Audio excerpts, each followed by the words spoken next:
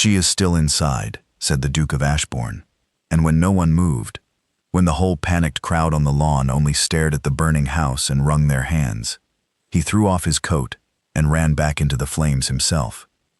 The manor had caught in the dead of night, and by the time the household woke, the whole east wing was ablaze, and the guests and the family had stumbled out onto the lawn in their nightclothes, coughing, terrified, counting heads by the light of their own burning house. And the head count had come up, in the confusion, satisfied. The family safe, the guests safe, the servants who slept in the west wing safe, and the crowd had settled into the awful, helpless spectacle of watching the great house burn. And it was only the Duke of Ashbourne, a guest, standing apart and counting more carefully than the rest, who had realized that the count was wrong, that there was one person unaccounted for, that no one had seen or thought of or troubled to count, the poor companion, a Miss Rowan, the impoverished cousin who slept in a small room in the east wing, the very wing that was burning, because the poor relation was always given the worst room, the one nobody else wanted, which happened tonight to be the room the fire had reached first. "Miss Rowan," the Duke said, sharply, to the family. "Where is Miss Rowan? She sleeps in the east wing. Has anyone seen her? Did anyone bring her out?" And the family looked at each other, and the terrible truth dawned on their faces, that no one had thought of Miss Rowan, that in the panic, no one had counted the poor cousin, that she had been left, forgotten, in the burning wing, because a poor relation is exactly the person a family forgets to count when the house is on fire. I assumed someone," Lady Ashby stammered. "Surely she got out, surely someone, but no one had seen her. No one had brought her out. No one had even remembered she existed until the Duke asked, and the fire was in her wing, and it had been burning for long minutes now, and the stairs to the east wing were," a footman reported in horror, "already alight." "Then she is still inside," the Duke of Ashbourne said, "and the stairs are burning, and every moment we stand here counting is a moment she has not got." He looked at the men on the lawn, the host, the male guests, the footmen, and saw in every face the same thing, horror and pity, and the absolute conviction that nothing could be done, that the east wing was lost, that to go in after the poor companion now was simply to die with her. It was, by every rational reckoning, true. And the Duke of Ashbourne looked at their faces and understood that not one of them was going to move, that they had all already, in their hearts, written Miss Rowan off as lost. The poor relation, forgotten in life and now abandoned in death, not worth a man's life to attempt. And something in him refused it, completely and without deliberation. "She is worth going in for," he said. Not a question, an answer to the thing he saw in their faces. And he threw off his coat and soaked his handkerchief in the water from the horse trough and tied it over his mouth. And before any of them could stop him, the Duke of Ashbourne ran back into the burning house. What followed, the guests on the lawn would describe for the rest of their lives, and none of them could quite believe it even as they watched. The Duke went in through the servants' door at the base of the east wing, into the smoke and the heat, and he did not know the house, and the poor companion's room was somewhere above in the burning dark, and he had, everyone knew, almost no chance at all. And he found her. He found her by shouting her name into the roaring dark and hearing, faintly, over the fire, an answer. For Miss Rowan had woken to a room full of smoke, and found her door already too hot to open, and the passage beyond alight, and had done the one thing that saved her, gone to the window, and stuffed the door crack with wet bedding, and waited, because she was a sensible woman even in terror, and had understood that her one hope was to keep the smoke out, and be found, and to make what noise she could. And the Duke had heard her, and fought his way up a servant's stair that was not yet burning, and reached her door, and got it open, and found her, alive, choking at the window, wrapped in a wet sheet, and had wrapped her in more wet bedding, and carried her back down through the smoke and the heat. The fire closed now on every side, and out, at the last possible moment, through the servants' door and onto the lawn, the two of them collapsing together on the cool grass, as the east wing, moments later, came down in a roar of sparks behind them.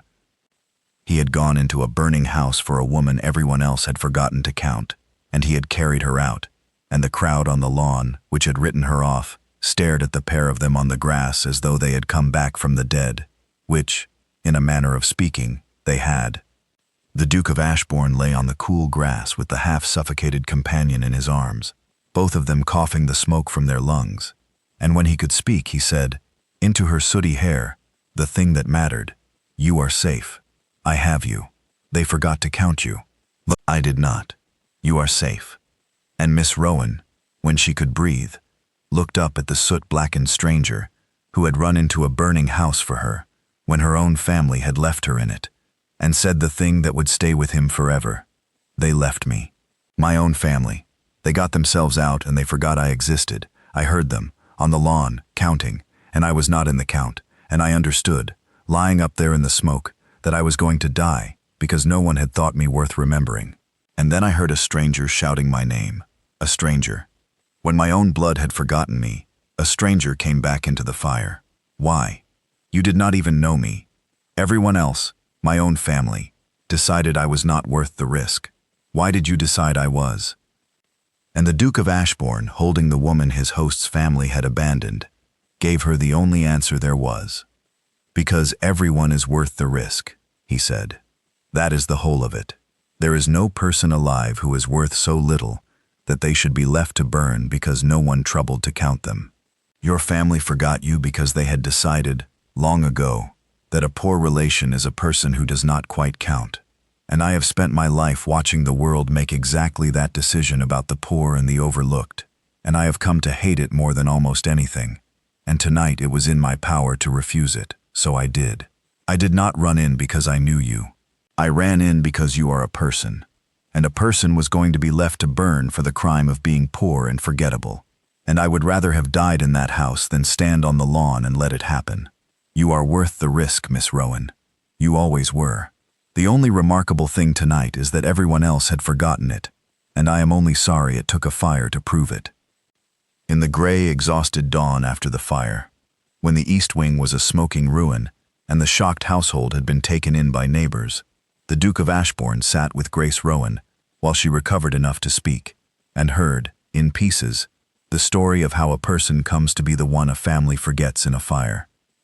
She had been, she told him, an orphan, the daughter of the Ashbys' poor cousin, taken in at 14 when her own parents died, out of a family duty the Ashbys had performed grudgingly and reminded her of daily, and she had spent the years since in the particular purgatory of the poor relation, not quite family, not quite servant, useful enough to be kept, and unimportant enough to be overlooked, given the worst room and the dullest tasks and the clear, steady message, in 1,000 small daily ways, that she was a charge tolerated rather than a person valued. She had kept the family's accounts and mended their linen and made herself as useful as she could, because usefulness was the rent she paid for her small, unwanted place, and she had learned, over the years, to make herself small, quiet, undemanding, to take up as little room as possible, because a poor relation who takes up room is a poor relation who wears out her welcome. She had become, in short, exactly the sort of person a family forgets to count in a fire, not through any single cruelty, but through the long, slow accumulation of being treated, every day, as someone who did not quite matter, until the day the house burned, and the not mattering became literal, and they counted heads on the lawn and hers was not among them. That is the part I keep returning to, she said, in the gray dawn, her voice still rough with smoke. Not that they left me. That was panic, and panic is forgivable. People do terrible, thoughtless things in a burning house. It is that, when the panic passed, when they stood safe on the lawn and counted, I still was not counted. Not because they hated me. They did not hate me. Hatred would at least have remembered me. But because I had been, for so long, a person who did not quite register, that even safe on the lawn, with time to count carefully, no one's tally included me. That is what 6 years as a poor relation does, Your Grace. It does not make you hated. It makes you unregistered.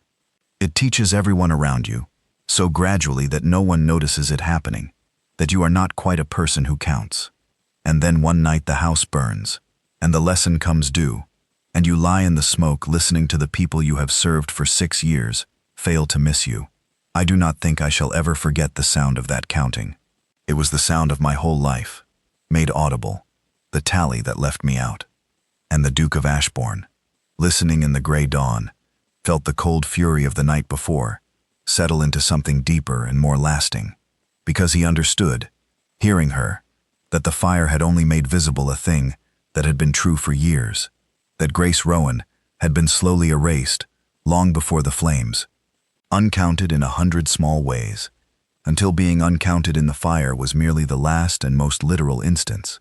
And he resolved, listening, a thing that would shape everything that followed, that this woman, who had been taught by 6 years of small daily erasures that she did not count, would be counted now, by him, in every way he could manage, for as long as he had breath.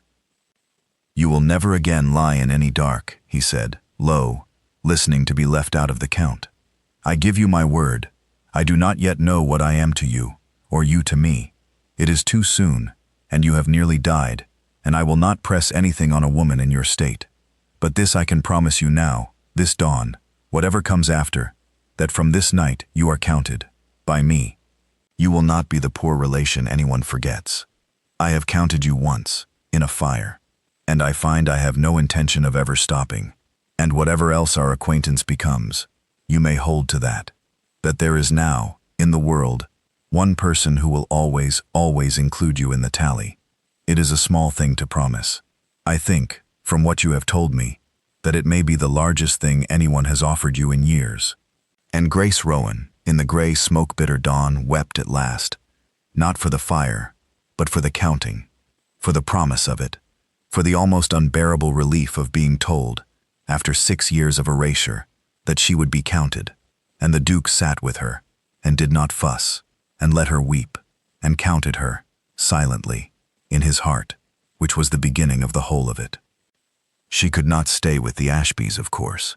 That was plain to everyone, once the fire was out and the terrible fact of it had sunk in, that a family had fled a burning house and left their poor cousin to die in it, forgotten, and that she had been saved not by them, but by a guest, a stranger, who had done the thing her own blood would not. There was no unknowing it, on either side. The Ashbys were consumed with a shame that made them unable to meet Miss Rowan's eye, and Miss Rowan, though she was too generous to reproach them aloud, could not go on living as the unpaid companion of people who had, in the plainest possible terms, valued her life at nothing. The fire had burned away more than the East Wing. It had burned away the polite fiction that the poor relation was a member of the family, and shown, in the light of the flames, exactly what she had always been to them, forgettable. And so the Duke of Ashbourne, who had pulled her from the fire, did the next thing, which was to see that she was not left, now, with nowhere to go. He arranged, with a delicacy that spared her pride as much as possible, for Miss Rowan to be taken in by his own widowed sister, Lady Marsden, a kind, sensible woman, who needed a companion, and, more to the point, would treat one as a human being, and Miss Rowan, who had nowhere else, and no wish to remain a moment longer under the roof, what was left of it, of the family who had abandoned her, accepted. It was presented as an ordinary arrangement, a companion finding a new position. But everyone understood it was more than that. It was the Duke of Ashbourne continuing to do, in the weeks after the fire, the thing he had done in the fire itself, refusing to let Miss Rowan be a person who did not count. And in the doing of it, he came to know her, and to more than know her. For the Duke of Ashbourne found himself calling on his sister a great deal more often than he ever had before, and he was honest enough with himself, after the 3rd or 4th visit, to admit why, that he wanted to see Miss Rowan, that the woman he had carried out of the fire had turned out, in the weeks of her recovery, to be someone he could not stop thinking about, not out of the pity a rescuer might feel, but out of genuine admiration, because Miss Rowan, once removed from the family who had crushed her, revealed herself to be exactly the sort of person worth crossing a room or a burning house for, clear-eyed and dryly funny, and possessed of a hard-won dignity that had survived even being left to burn, and kind, deeply kind, in the way of people who have been treated, as though they do not count, and have resolved never to treat anyone else so. He had run into the fire believing, on principle, that she was worth the risk. He discovered, over the weeks after, that she was worth a great deal more than the principal had known. That she was, quite simply, the most genuinely good and genuinely interesting person he had met in years, and that the fire had, by the strangest of roads, introduced him to exactly the woman he had given up hoping to find. And Miss Rowan, Grace, her name was, though it had been so long since anyone used it with affection that she had half forgotten the sound of it, came to know the Duke in turn, and to understand that he was not merely a brave man who had done a brave thing, but a man whose whole character was contained in that one act, a man who could not bear to see a person written off, who had spent his life quietly refusing the world's cruel arithmetic of who counted and who did not. She learned that he was, beneath the ducal reserve, deeply lonely, a man of rank, surrounded by people who valued his rank and overlooked the man, which was, she realized, its own version of not being counted, the mirror image of her own. And she fell in love with him, over the weeks of his visits, exactly as he was falling in love with her. Two people who each knew what it was not to be counted, recognizing in each other the one thing they had each most needed, someone who saw them and counted them and would run into a fire for them. There was one afternoon at Lady Marsden's, some weeks into Grace's recovery, that she kept ever after as the moment she understood the Duke saw her, truly saw her, and not merely a life he had saved.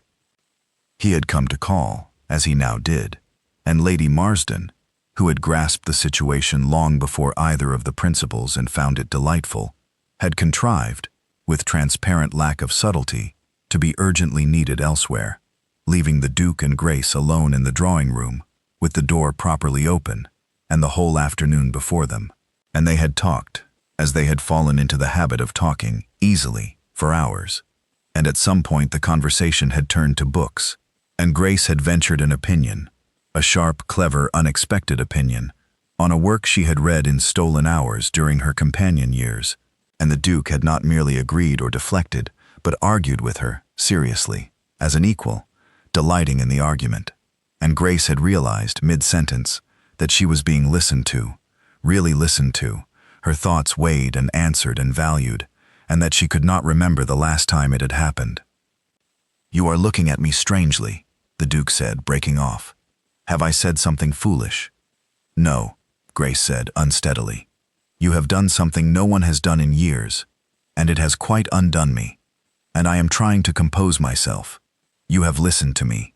You have argued with me about a book as though my opinion were worth arguing with. Do you understand what that is? To me? For years I have been a companion, furniture that fetches shawls, a presence in the room that no one addresses. I had opinions. I kept them. No one wanted them. A companion who offers opinions does not stay a companion long. I had grown so used to not being listened to that I had nearly stopped having thoughts worth the trouble of thinking, because what is the use of a thought no one will ever hear? And you have sat here for an hour arguing with me about a book, taking my mind seriously, and it is, Your Grace, it is nearly as extraordinary to me as the fire. You ran into a burning house to save my life, which was a great and dramatic thing. And now you sit in a drawing room and argue with me about a novel, which is a small and ordinary thing, and I do not know which has moved me more, because the fire saved my life, but this makes me feel I have one worth saving. Do you see? Anyone might pity a woman enough to save her, but to listen to her, to argue with her, to want to know what she thinks, that is not pity, that is respect, and no one has respected me in a very long time. And I find I had forgotten how badly I missed it." And the Duke of Ashbourne, hearing this, understood the exact shape of the loneliness he was falling in love with, the loneliness not of being unsaved, but of being unheard, uncounted in the small daily ways as much as the dramatic ones, and understood, too, that it was the twin of his own, for a duke is listened to for his rank and never for himself, agreed with and flattered, and deferred to but rarely, if ever, truly argued with, truly heard. "We are the same then," he said, "in opposite ways again. You have been unheard because you were thought to count for nothing, and I have been unheard because I am thought to count for too much. Everyone agrees with a duke, flatters him, defers to him. No one argues with him. No one troubles to find out what he actually thinks, because his rank stands in the way of anyone seeing the man. So I am as starved of being truly heard as you are, Grace, only from the other direction. And this hour, you arguing with me about a novel, not caring that I am a duke, telling me plainly that I am wrong about the second volume, which I am not. This hour is as rare and precious to me as it is to you. We have been listening to each other these weeks, in a way that neither of us has been listened to in years. That is not pity, on either side. It is two starved people finally being fed, and I find I do not want it to stop. Not the visits, not the arguments, not the being heard. I find I want it for the rest of my life. He caught himself, aware he had said more than he had meant to, and did not take it back. Argue with me about the third volume, Grace. I have been waiting all week to be told I am wrong by someone who means it. And Grace Rowan had laughed, and argued with him about the third volume, and the two of them had talked until the light failed and Lady Marsden returned pretending surprise that the afternoon had gone. And Grace had understood, walking her thoughts over that night, that she was falling in love with a man who not only had saved her life, but listened to it, and that the second was, in its quiet way, even harder to resist than the first. But Grace Rowan was a poor companion, and the Duke of Ashbourne was a duke, and she knew, none better, exactly how the world counted such a distance, and she guarded her heart against the growing thing between them with all the hard sense her hard life had taught her, because a poor companion who lets herself love a duke is a woman preparing herself for the longest fall there is. She told herself the duke's attentions were kindness, the lingering care of a rescuer for the life he had saved.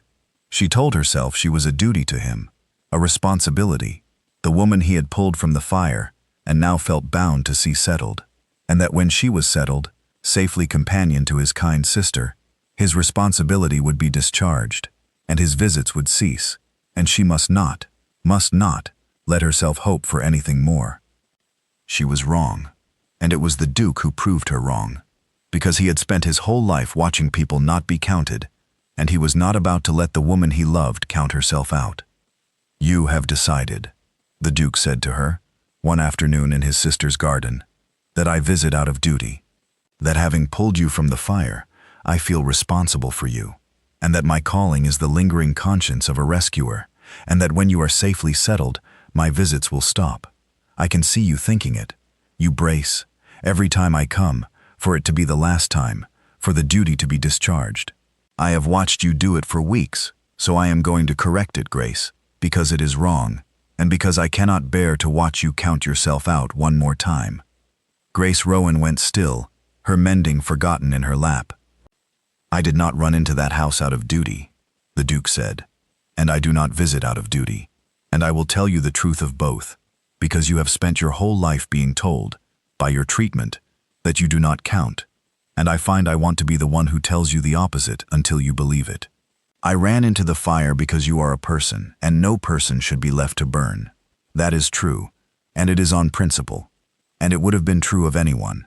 But I have gone on calling, these weeks, for a reason that is not principle at all, and not the least bit general, because it is you, because the woman I carried out of that fire turned out to be, once I came to know her, the finest person I have met in my life, clear, and brave, and kind, and dryly funny, and possessed of a dignity that survived being left to die, which is a strength I have never seen the equal of. I did not fall in love with a duty, Grace. I fell in love with you, specifically, particularly, unmistakably you. And I have been calling on my sister 4 times a week like a lovesick boy, and my sister has been laughing at me about it, and the only person who has not seen it is you, because you have decided you do not count, and therefore cannot imagine being counted. Well, you count, Grace Rowan. You count to me more than anyone has ever counted, and I am done letting you count yourself out." Grace's hands were trembling. "You cannot," she said. "Your Grace, I am a poor companion. I have nothing. I am the woman my own family forgot in a fire. The world counts me at exactly what they counted me. Nothing. A poor relation, forgettable. And you are a duke, and if you, the world will say you married the pauper you pulled from the fire out of some romantic guilt. and I will always be that, the charity bride, the rescue you felt obliged to. The world, said the Duke of Ashbourne, has already shown me exactly what its counting is worth. On the night it stood on a lawn and let a woman burn because it had decided she did not count. I am finished with the world's arithmetic, Grace. I saw where it leads. It leads to a family on a lawn, watching their own blood burn, satisfied with a head count that left out the one who mattered. That is the world's counting, and I want no part of it, and I will not let it tell me whom I may love. Let the world say I married the woman I pulled from the fire. It will be true. I did pull you from the fire, and I am going to marry you, and I am proud of both. But the world will have the reason wrong, as it has everything wrong, because I am not marrying you out of guilt or duty or romantic obligation. I am marrying you because I love you, and because you are worth more than every soul who stood on that lawn and forgot you, and because I have spent my life refusing to let people go uncounted, and I am not going to start counting myself out of the one happiness I have ever wanted for fear of what the world will say. Marry me, Grace. Not because I saved you. You would have saved yourself at that window, I have always thought. You had the wet bedding at the door. You are far too sensible to have simply died. Marry me because I love you, and because you count, and because two people who each know what it is to be uncounted have found each other and had better hold on, because the world is full of lawns where people are forgotten, and there is nothing so precious as the one person who will always, always count you. And Grace Rowan, poor companion, forgotten in a fire, uncounted her whole life, looked at the man who had run into the flames for her, and was now refusing to let her count herself out, and let the hard sense that had guarded her give way at last to the thing beneath it, which was a love as fierce and as long-starved as his own. I heard them counting, she said, and the tears came now, the tears she had not shed even in the fire. On the lawn, my own family, counting heads, and I was not in the count, and I lay in the smoke, and understood I was going to die uncounted, forgotten, a person no one had thought to remember. It was the loneliest moment of my life, lonelier than the dying, to know I did not count enough to be missed. And then a stranger shouted my name into the fire. You counted me when my own blood did not. And now you tell me I count to you more than anyone. You, a duke, telling the forgotten companion that she counts most of all. And I find I have no defenses left against it, because it is the one thing I have wanted my whole life and never had, to count to someone. And here you are, offering it with both hands. She took his soot-remembered hands in hers.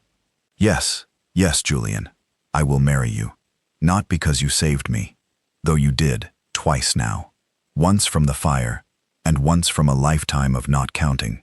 Because I love you, and because you are the only person who ever ran toward me, when everyone else ran away, and I would be a fool past saving to count myself out of that.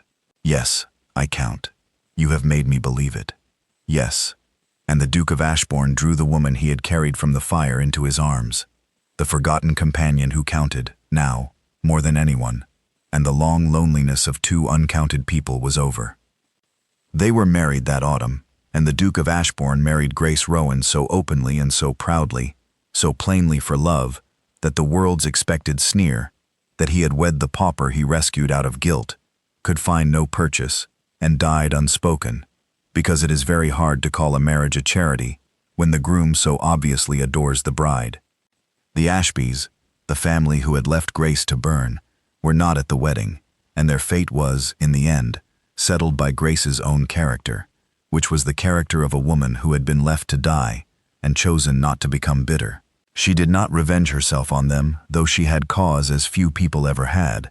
She simply, quietly, did not resume the connection, and let the plain fact of what they had done, a fact the whole county now knew, for such stories spread, be their punishment. For the story of the fire got about, as such stories do, and society drew its own cold conclusions about a family that had fled a burning house and forgotten a cousin in it, and the Ashbys found themselves quietly diminished, marked, never quite received as warmly again, undone not by any revenge of Grace's, but by the simple public knowledge of what they had been willing to leave to burn. Grace took no pleasure in it, but she did not prevent it either, because some truths are their own justice, and a family that forgets a person in a fire has written its own reputation, and needs no help from the person they forgot. And the Duchess of Ashbourne became known throughout the county for one thing above all others, which grew directly from the night she was left to burn. She counted people. Everywhere she went, she counted. The overlooked, the poor relations, the servants, the forgettable ones the world's arithmetic left out. And she made very sure, in every house and every gathering, that the person no one else troubled to count was seen, and named, and remembered. She could not enter a room without her eye going to the one at its edge, whom everyone else looked past, and she went to them, and counted them, because she had lain in the smoke and understood, as few people ever have to, exactly what it is to be uncounted, and she had resolved, if she lived, to spend her life making certain that as few people as possible ever felt it. She endowed, with the Duke, homes and schools for exactly the uncounted, the poor relations, the forgotten dependents, the ones the world discarded, because she had been one, and had nearly died of it, and had been saved by a man who refused the arithmetic, and she meant to spend her whole saved life refusing it too. "You counted me," she said to her husband, years on, watching their children, none of whom would ever, she had made certain, learn to leave anyone uncounted, play on the lawn of a house she had made a home, when my own family did not. That is the whole of our story. When you strip away the fire and the drama, everyone forgot to count me, and you counted me, and it saved my life, and then it made my life. And I have thought, ever since, that it is the smallest and the largest thing one person can do for another, to count them, not to save them from fires, which is rare and dramatic and hardly ever needed, just to count them, to notice the one at the edge of the room, to remember the person everyone else forgets. It costs nothing. It takes only the willingness to look, and it is, I have come to believe, very nearly the whole of love, to be the one who counts the person no one else counts. You counted me in a fire. I have spent my life counting others in the small, ordinary rooms where the stakes are lower, but the loneliness is just the same. And it is the best work there is, Julian. The counting. It is what you taught me, running into the flames. There is no such thing as a person who does not count. There are only people the world has forgotten to add up, and all it takes to save them, most days, is one soul willing to do the counting. And the Duke of Ashbourne, who had run into a burning house for a woman everyone else had forgotten, took his wife's hand and agreed that the counting was the whole of it, and that the luckiest night of his life had been the night he stood on a lawn and counted more carefully than anyone else, and found one soul missing, and refused to leave her uncounted, and had carried out of the flames not only a life, but the whole of his own.